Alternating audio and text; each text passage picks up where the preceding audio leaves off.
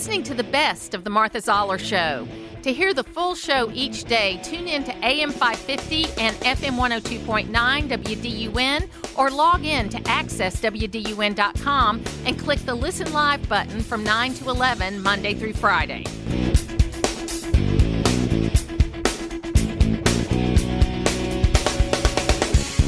We're going to spend this hour really talking about, I think, one of the most important issues that face us, and that is our health care and our health insurance and the things that happen. But we want to bring it local first. And joining me right now is Matt Hanley, who is the CEO of Northeast Georgia Health Systems, and we appreciate you so much being back with us. Welcome. Yeah, well, thank you so much, and good morning to you, Martha. It's always a pleasure to be with you. Oh, good morning. Good morning. Yeah, so you've been here a few months now. You're going to stay, right? I am. No, hey, listen, I think I'm around 10 months, and I remember being on this show the first time, but this is a phenomenal community. It has been a wonderful 10 months. We've had a lot of hard work to do, and I know we got more hard work, but this community has been so welcoming to me personally, but also my family, and we're blessed, so happy to be here. And everybody's here now. Everyone's here. Yes, yeah. That's supposed to be here. That's supposed to be here. Yeah, well said. Because I know you got kids in college, you got all that kind of stuff, right? Yep, we do. It's great, though. So let's talk first about kind of local things. Yep. Flu is the big thing that's happening out there. We've opened up this huge new space, but I understand there's still bed problems. So, meaning as far as number of beds. So how's everything going? Yeah, I mean, well, this is, it's a busy time of year, right? We are right in the middle of flu season, and I'm sure everyone's heard the headlines, the prevalence across the states well into the 30%, and we got, you're hearing about deaths and stuff like that. And so we're packed to the gills. We're packed in the ED. Our beds are full, and, obviously we're doing everything we can do in terms of mitigating the flow, but this is a very busy time of year. So do you ever want to roll your sleeves up and get back in there since you were an ER doc? Always. You never lose the itch. Yeah, absolutely. And I think that's one of the great things, Matt, about having you in this position. I think one of the things that I think is missing in healthcare are enough healthcare professionals that are a part of the management teams, and that's no reflection on Carol Burrell. She did a fantastic job. I love Carol. She's one of my dearest friends. But I was so excited to hear that you had a physician background, because I think that's really important in what we're facing. Yeah, no, I appreciate that. And I think, as we've always talked, and we say it very humbly, I think that first and foremost, you have to have, this is a leadership role. So this is 100% leadership. If you happen to have the right leader who has a clinical background, I think then you get the best of both worlds, for sure. Absolutely. Yeah. So the other big news that's happening is Longstreet Clinic, of course, that's been around for a long time, but they're going to be coming under the wing of, or the umbrella, whatever term you want to use, of Northeast Georgia Health Systems. Tell us about that. Yeah, part of the team, like we say, absolutely join the team. Yeah, I mean, we have a long history of partnership, and you look over the years, we've grown closer and closer together, and so we're sort of at the point where we're looking at in February, we're going to consummate the relationship and bring them on board, and there's a ton of people doing work in the integrations and getting ready for the for February, and we're all really, really excited. And I think that what we look forward to is the fact that together we have more possibilities of continuing to build things like clinical programs that were harder to do before, and continue to provide care like we've been doing in the community. So it's really exciting. So one of the things I've been working with you guys on personally is early detection of lung cancer. I've been working, I think 18 years with you all on that. I lost my mom and my dad and my sister to lung cancer that was not smoking related.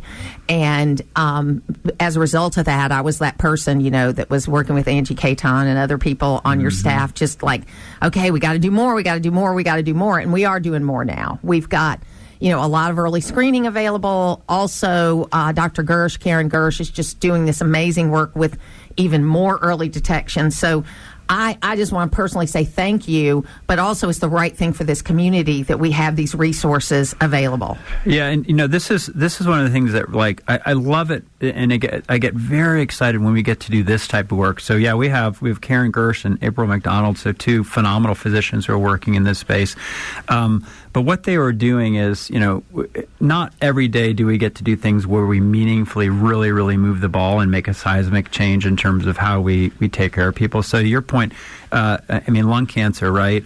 Two things about it that are really bad. One, most people get diagnosed at late stage, right? And so your options are low. And second, I think most people don't fully realize that a lot of the cases, depending who you talk to, 10 or sometimes in some parts of the country up to 20%, are not from smokers. Right? And so like, what the heck? I did everything right in my life and I got stage 4 lung cancer. What's going on?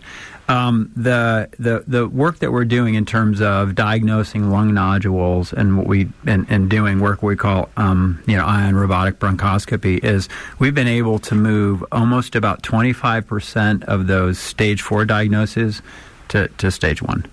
So that is a really significantly meaningful shift in when we diagnose. And if you diagnose you in stage 1, guess what? We have so many options and the outcomes are great. So this is really stuff that we should all be excited about. Yeah, so, absolutely. It's a fantastic thing. And we did, I alluded to the fact we opened up the new facility and that kind of thing, and we've got a lot of growth going on, not only in the tower, in the hospice house that's opening later this year, but also in Brazelton. So talk a little bit about growth right now. Yeah, I mean, we are, as everyone knows, this is a growing region, right? I mean, outside healthcare, people are coming here, they're working here for all the reasons that I think you've talked about. It's a great place to be. And we've actually, within the Green Tower, we opened the facility. It's hard to imagine it's going to be a year coming up next month, but we've actually accelerated the expansion of that because of, we've built the beds and we've opened up and people have come. And I would say the same thing down in Brazelton, where we're doubling the size of the ED. We're adding several hundred parking spots, more pharmacy, more kitchen, all the supporting infrastructure that you need, and also adding another close to 50 beds down there as we speak. So I mean, the place is booming, people are coming, and we're trying to stay ahead of it. Now, do you see, though, more competition coming? Because, I mean, you can't help but notice there's Northside presence, with the diagnostic clinic. There's Northside presence down in Brazelton with different facilities. They want to come here. Come on. They want to come here. Yeah. I mean, so how do you approach the competition side of this, or do you think about that?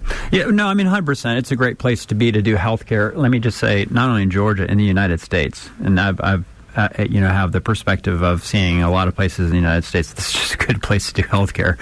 And so, people are going to come. And so I think, the way I think about competition, first of all, I think about it all the time, but I think about it first from the perspective of what does the community need, right? The community always comes first. We exist for the community, and there's, full stop. That's the end of the conversation. So I think about it from that perspective. So as an example, would we necessarily put together a pediatric intensive care unit, right? I'd have to think really hard and fast about that because we had got CHOA 45 minutes down the road, and it makes sense for the community broadly to have an organization who that's all they do, right? And so stewardship of how we compete. So no, that would be a place where I'd say I'm not going to compete against them. Then I stand back and I say, okay, so what do we need to do for the community? And I think if we focus on one, care excellence in terms of what the community needs, right? And we focus on making sure we have an organization which is we call the best place to work, right? And then we're really, really good stewards of our resources. We will have no problem competing with the people who want to come in here because people are going to pick us, and that's part of our goal, right, to be preferred and indispensable.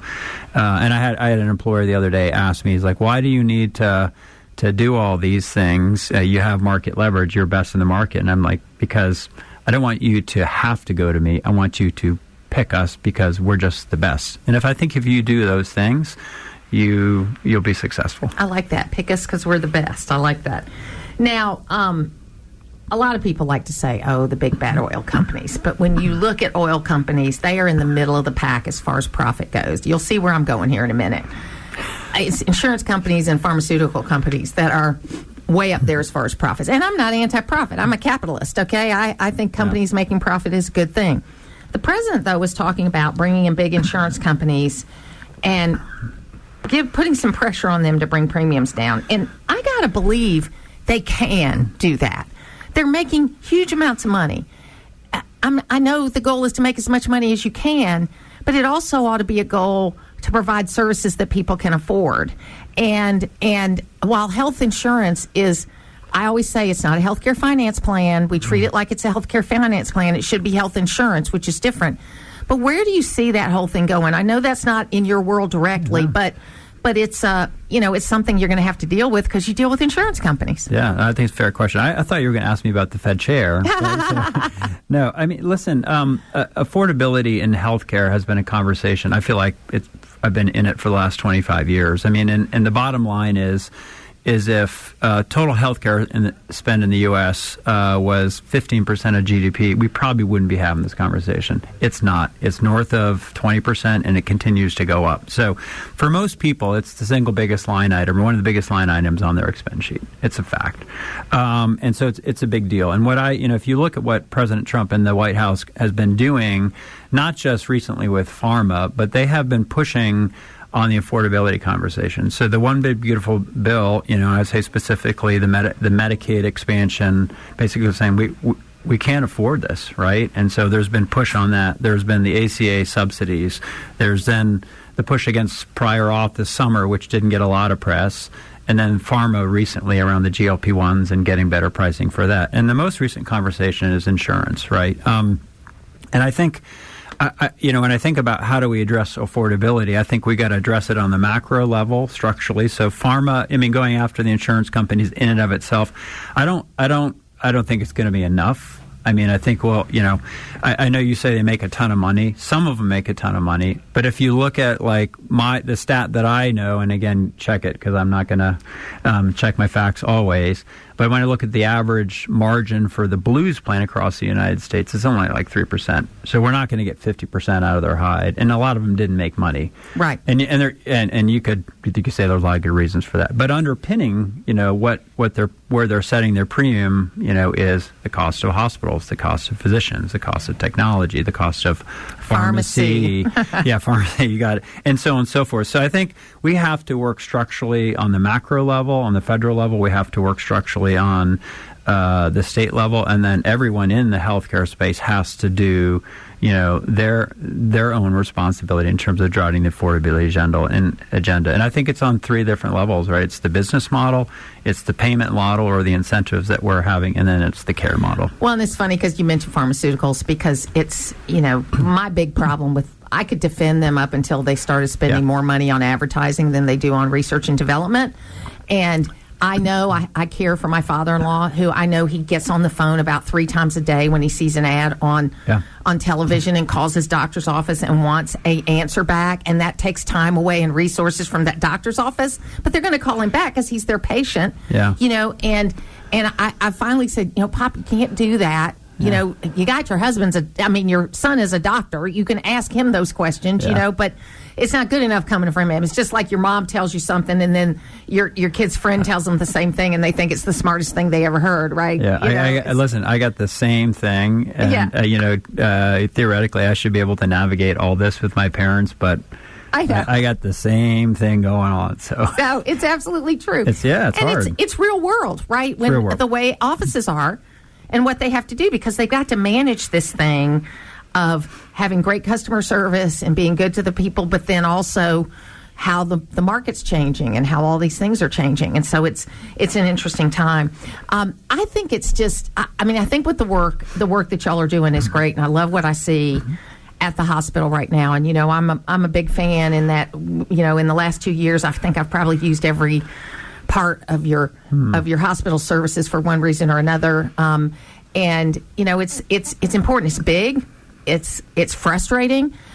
It's all of those things, but I think y'all try to do the best job you can with what you've got. Now, I had a friend of mine ask him about the fact that I took my mom to the emergency room in Dahlonega, and it was easy to get through, but even with the new emergency room, it's hard to get through.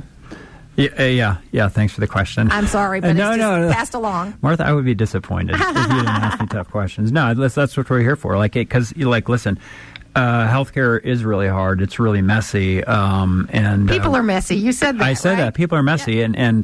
But we have the opportunity to continue to try to and aspire to do really good things for our community. Right. And so that's what we try to do. And I think listen, up at Dahlonega. I'm an emergency physician, so I'll I'll weigh in on some expertise in this, is smaller facilities that have lower acuity will always be more efficient than bigger level 1 trauma centers, 100%. And in the same breath, I'll tell you, having worked in a number of level 1 trauma centers, we'll never offer that as an excuse for not being efficient or offering, high customer service. And listen, I'll also be the first to say we have work to do. It's a big focus of us on us right now in terms of the efficiency of the new facility and learning that new facility, and also, continuing to work on the customer experience, not only in ED, but frankly across the entire organization. So it's a really big focus, because I think, when I think about patients, and I think about them a lot, as we talked about our parents, right? Like my parents are patients. It's funny when you talk to patients. About 95% of the time, what they'll tell you is about how they felt about the last experience. How did it make me feel? Right? And that feeling, that general feeling, comes from two components. It comes from, how did the human interaction, did I get treated with respect? Did they value? Did they hear me?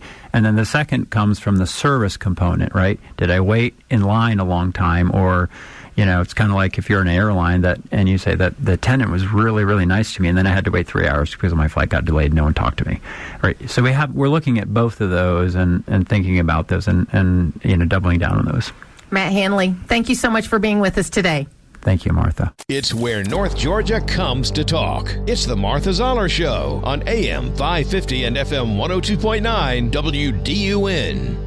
Lynn Barr is joining me right now. She's got a master's in public health, and we're going to talk a little bit about rural health care, because the president has made it a priority to help with some funding for rural health care areas. And we welcome you to the program, Lynn. How are you? I'm good, Martha. How are you today? It's so nice of you to have me on the show. Oh, thank you. And we're just trying to, we're trying to stay in the healthcare area, because people think we got to spend more. That's not the case. We're spending plenty of money on healthcare. It's just where we're spending it. And, rural healthcare is a big issue. So give us just an overview of what the president is doing, and then if it's going to make a difference. Well, thank you, Martha. And, I think that what the president is leading with here is really sort of two agendas. One of them is, let's make America healthier, because our chronic disease rates, our obesity rates are much higher than other developed nations, and our chronic disease rates are much higher, and our costs, as you said, are 3 times higher than the rest of the world. So instead of paying $5,000 a year for insurance, we pay $15,000 a year for insurance per person in the United States. So it's unaffordable the way it is. And what the president's trying to do is, let's all take responsibility for our health. Let's not just walk blindly through the fields, but let's really be involved in taking care of ourselves and engaging with our health and and following our doctor's orders. And that's really important. But the other side of it is, what is wrong with the system? And how can the system be fixed? And what the president is doing is investing $50 billion in the greatest experiment ever to see if we try to do things differently, like in the state of Georgia, which is really looking at going to a completely different kind of payment model. Can we get better outcomes? Can we get better access? And can we bring down the cost of care to reduce this ridiculous burden from every American? Yeah, it is so interesting to look at this. I mean, you're going to think that, bear with me, because you're going to think this doesn't make sense where I'm going with this, but I hope it will when I finish.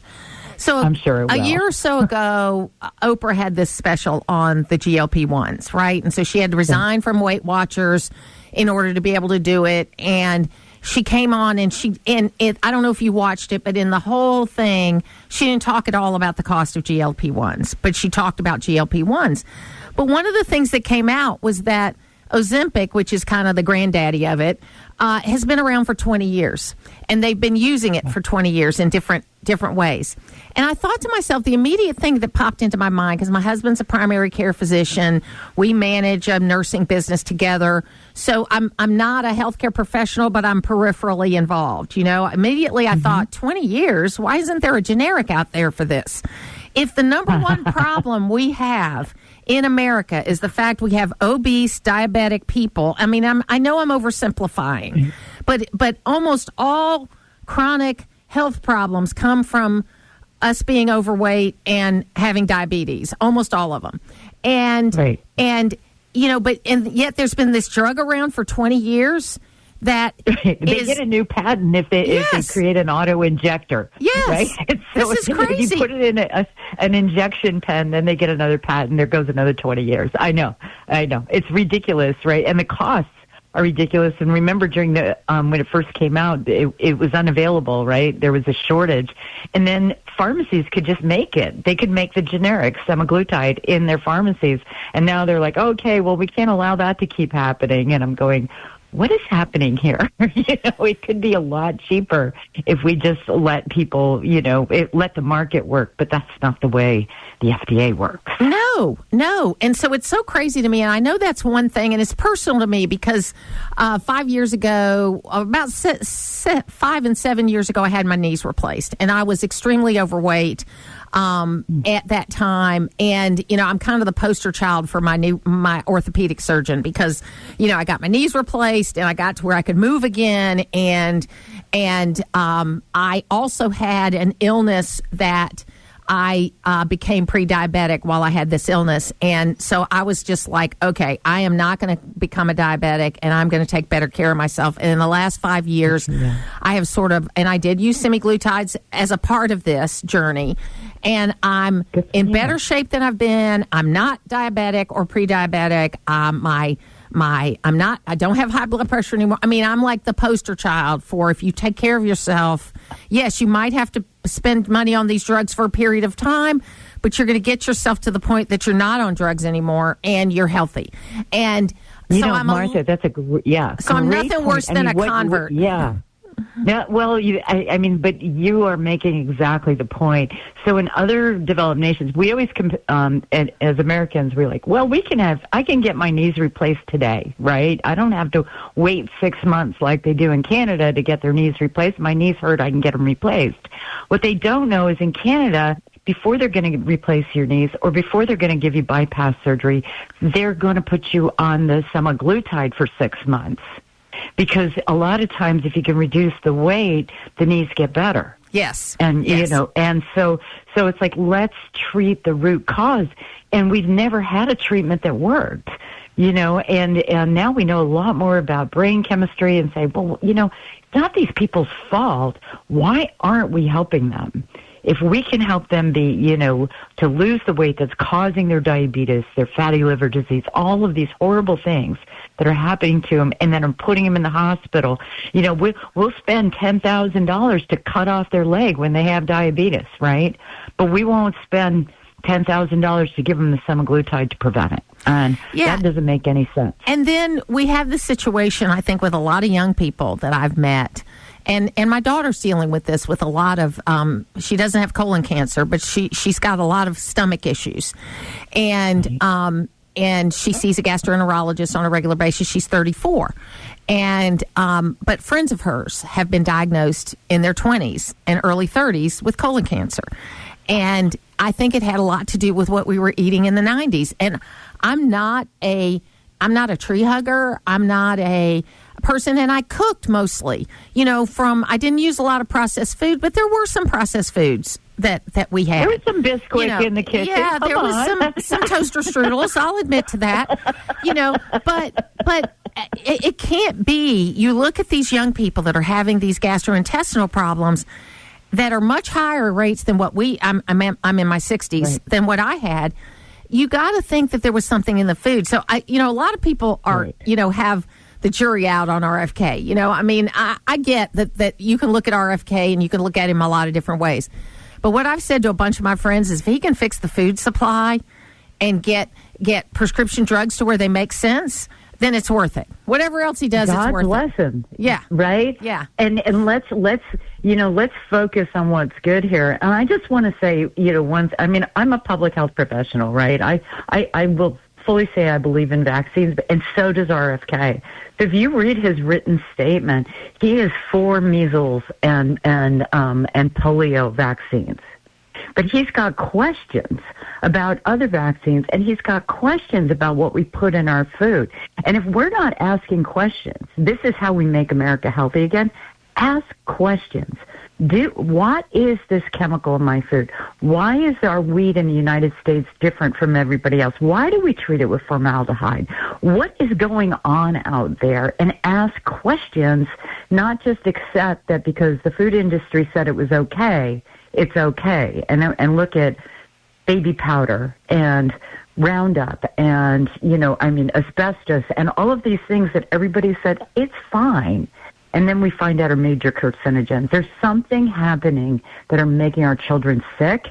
And if we don't ask questions, we'll never find out what it is. I don't understand what science doesn't allow us to ask questions. Well, and I just had a niece of mine who had a surprise baby. They'd been married like 17 years, didn't think they could have kids. And before she turned 40, they had this beautiful baby on July 4th. And she had a little bit of battle she had to do with the hospital because there were 45 vaccines they wanted to give this newborn before she left the hospital. And it was like... And every one of them is making money for a drug company. Yeah, and right? She just said, my baby's immune system hasn't even been developed yet. Why would we do this? So she stood her ground. Yeah, we didn't used to do that. Yeah, we didn't used to do it. She stood her ground, and she's taking great care of her kids. So all of this, I know we're talking about healthcare as a big topic, but, rural healthcare, it continues to be an issue. We have 20 counties in Georgia that don't have a pediatrician. I'm on the State Board of Education, and so we are trying to make sure there are clinics in schools that are at least staffed by nurses so that there'll be some kind of primary care, in the counties that don't have it. So what do you see happening with rural healthcare? Well, there's opportunity, but there's also so much work to be done, particularly in Georgia. And I was reading Georgia's application for their, and by the way, Georgia got more than the national average award. I want to just put that out there and say, good job, Georgia. And that meant that, and the awards were not based on size or any, they were strictly based on merit of the application. So you got a crack team there, and what they're trying to do is really organize a lot more telemedicine, a lot more local care, keep the people local, keep the care local, engage the population in their health, and pay the providers to do that work. Instead of just paying them for sickness, pay them for health. And if they really pull off this big, bold vision they have, it will not only be transformative for Georgia, it'll be transformative for the rest of the country, because I believe Georgia's got one of the best models out there, and I'm really, really proud of what they did. Well, it's exciting. So when do we start seeing some results on this, do you think? Well, there's a push for results. So I think we'll start seeing some outcomes in 27. So it starts January 1, 26, it takes a long time to move a ship that size. Right. And so we've got to get everybody on board, got to get vendors, there's a lot of work that needs to be done behind the scenes so that when it's introduced to the patients and providers, it's a smooth and well thought out implementation. And so I would imagine that this will really gear up in a year, and that it should affect the lives of rural Georgians immediately with more access to local care. I'm really excited about that. Absolutely. Lynn Barr, thank you so much for being with us today. Thank you, Martha. You know so much about this. It was a real pleasure to talk to you. Oh, thank you very much. Putting the talk in news talk. It's the Martha Zoller Show on AM 550 and FM 102.9 WDUN. Right now, we're going to be talking with Representative Andrew Clyde and talk about what's upcoming. Andrew, welcome to the program. Well, good morning, Martha. Great to be on with you on WDUN. So you were presiding this past week, and tell people kind of how that happens, because you were sitting in the speaker's chair, you were guiding business, but there's got to be a process for that. How does that happen? Yes, there's a process for it. I mean, you're selected as a speaker pro tem, and you're in the chair. You know, in order to speak on the House floor, you must be recognized by the speaker. And so you have a list of those folks. That this just happened to be what's called morning hour, and you come up and you're allowed a 5-minute speech. And so, you know, you have whatever members want to give a 5-minute speech can come, and I think they allow up to 15 of them. And so this particular individual, this representative from Delaware, came up, and, you know, I'm not going to deny biology. It's just not, you know, we speak truth. And especially the very morning that the Supreme Court is taking oral arguments on biological men trying to pretend that they're women, and competing in women's sports, you know, trying to deny girls and women their rightful honors, and I'm not going to put up with that. So you were introducing Representative McBride and from Delaware, and it's the first trans person that's been elected to the Congress. And so have you had interactions with Representative McBride? And, you know, did you have any reaction to that? Because it didn't appear that anybody even noticed or that the representative responded to it. No, I agree with you on that. No, I've had no. I'm not on any committees with Representative McBride or anything like that. One of the very few times I've ever actually seen him. But you know, it's what we do. It's the standard script is what I used, and at that particular time, the House created a new script specifically for that individual. And I'm like, you know, I'm not going to treat somebody special. We're all the same there. That's right. And no, I don't disagree at all with what you've done, and I think you know, it is, you know, you can't change biology. Okay, you can't change biology. There are all kinds of people that function in all different ways, right? But you can't change the basic biology. That's correct. If you're born male, you're male. If you're born female, you're female. God made us that way. Nothing will ever change that. It goes all the way down to our chromosomes. You know, I mean, so you can pretend anything you want, you know, but if you've got gender dysphoria, or if you're using that particular, you know, quote, transgender change for some sort of, you know, deceitful advantage, or, you know, to take something away from someone else because, you know, you have a body that's stronger, faster, and more agile. No, absolutely not. You know, and the other thing that has been going on since is that the clerk of the House actually changed my words. And when I found that out, I went back, and the clerk of the House has been required to change them back to exactly what I said, because the congressional record must reflect exactly what the member says. And so, anyway, it's funny because, I mean, this is a joke that I tell, but I've said it my whole life. I said I would never really want to lower myself to be equal to a man. So I celebrate the differences between men and women. So anyway, absolutely, you do glory in the fact that you're a woman, and men glory in the fact that God made you a man. That's right. I mean, that's what we should be doing. You know, people cannot, you know. They can't trans themselves. We're getting over the hump on that one. Now, there's a lot going on up in the House, and you're, of course, on appropriations. There's been a lot of progress, not only in getting regular order on the way, but also related to Lake Lanier. Tell us a little bit about that. Yes, very, very proud to have an amendment that I put in the energy and water bill that actually does. There's an amendment, and there's also in the report language does two things. One, the Lake Lanier Parks Access Act, which was introduced by myself and Representative McCormick last year. Actually, I embedded in the energy and water appropriation that funds the Army Corps of Engineers. And that allows municipalities that have more than one park that they're running, you know, that they have leased from the Army Corps.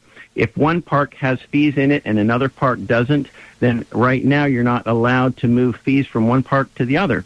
And so that, you know, that discourages municipalities from, you know, leasing those parks that don't have fees, because that money then to maintain those parks has to come out of their local budget. Well, now with this in the appropriation, this language in the appropriation, any fee that they collect from a park that allows fees can be moved to any park then that the municipality leases from the Army Corps. So that is a massive win for the public, I think, in helping to keep the Army Corps parks open. All right. And then the second win is something I've been working on for about 3 years. You know, there's over 250 businesses around Lake Lanier that use Lanier in their name. All right, whether it's, you know, Lanier First Care, or whether it's Lanier Raceway, or even the Boys and Girls Club of Lanier. All right, and to have Congress or to have the Army Corps change the name of Lake Lanier would bring massive costs and massive confusion into the district. And they tried to do that. They actually put a website up, said, hey, give us suggestions for new names for Lake Lanier and Buford Dam.